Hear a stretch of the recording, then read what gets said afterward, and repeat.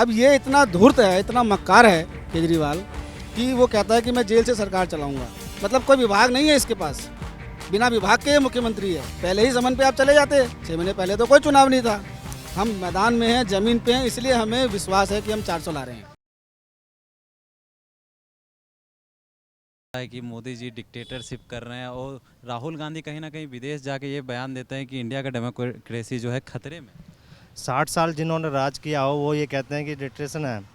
मोदी जी ने तो 10 सालों में ये करके दिखाया है कि कोई इंडिया के अंदर जो 60 साल में नहीं कर पाया वो मोदी जी ने 10 सालों में करके दिखा दिया है। देखो ना आप, रेल नेटवर्क देखो पूरे भारत में, रोड नेटवर्क देखो पूरे भारत में, ठीक है ना। गरीबों को राशन मिल रहा है, गरीबों को मकान मिल रहा है। गांव देहात में आप जाओ ना, देखो ना, दिल्ली का हाल देखो, 10 सालों में क्या हुआ। एक नया राशन कार्ड नहीं बनाया दिल्ली के अंदर, पिछले 9 सालों में एक नया राशन कार्ड नहीं बनाया दिल्ली के अंदर। राशन कार्ड बनाने के उसमें जो है महिलाओं के साथ गलत व्यवहार किया जाता है। मतलब आज 10 साल की सरकार हो गई आम आदमी पार्टी की दिल्ली के अंदर, और जहाँ तक मैं क्या पूरा दिल्ली ये समझ रहा है कि इससे ज़्यादा मक्कार, इससे ज़्यादा धूर्त, इससे ज़्यादा भ्रष्टाचारी ना तो आज तक भारत की राजनीति में कोई आया था ना कोई आएगा। अब आप एक छोटी सी मिसाल देखिए, लालू यादव जी के ऊपर भी एलिगेशन लगे थे, उनके ऊपर भी आरोप लगा। जब उनको जेल जाना हुआ तो उन्होंने इस्तीफ़ा दे दिया।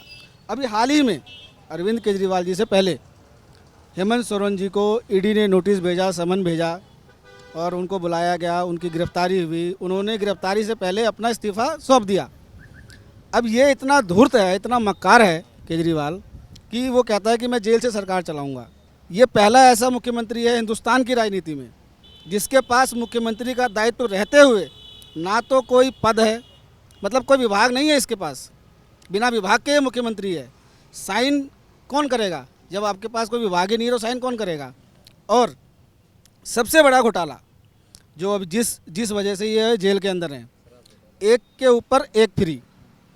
अब मुझे मतलब हम सब एक आम इंसान ही हैं।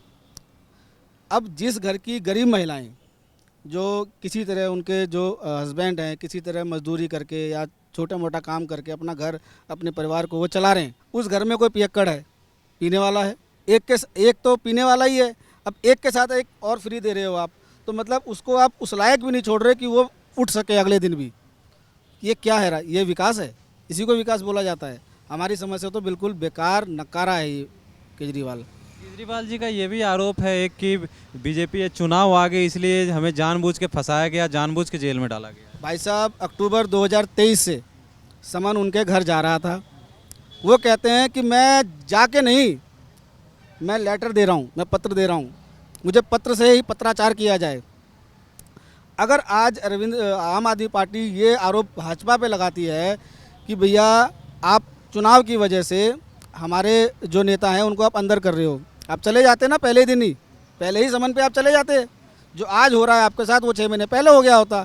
6 महीने पहले तो कोई चुनाव नहीं था।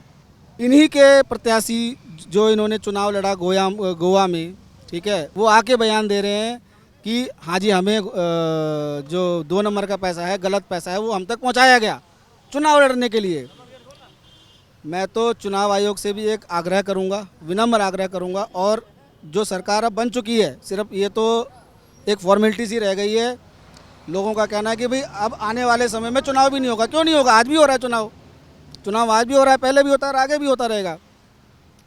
मैं तो मोदी जी से भी यही कहूँगा और चुनाव आयोग से एक विशेष आग्रह करूँगा कि ऐसी पार्टियों के ऊपर, ऐसे नेतृत्वकर्ता के ऊपर, ऐसे मक्कार लोगों के ऊपर एक सख्त करें वो, जिससे आने वाला भविष्य की राजनीति में ऐसे धूर्त लोग ना आए। क्या लगता है मोदी जो 400 पार का नारा कर रहे हैं, क्या 400 पार हो सकती है? भाई साहब, 400 पार हो चुका है। 400 में 3 सीटें हमारे पास आ चुकी हैं। भाई साहब ने 2 बताई थी, मैं एक और जोड़ रहा हूँ।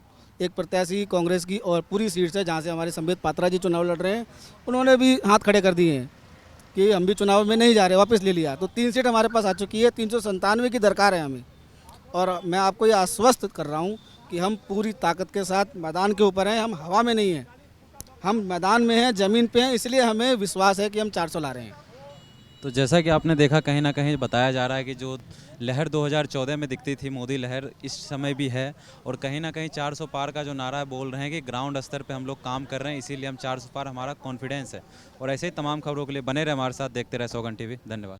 आप देख रहे हैं सौगंध टीवी, सौगंध वतन की।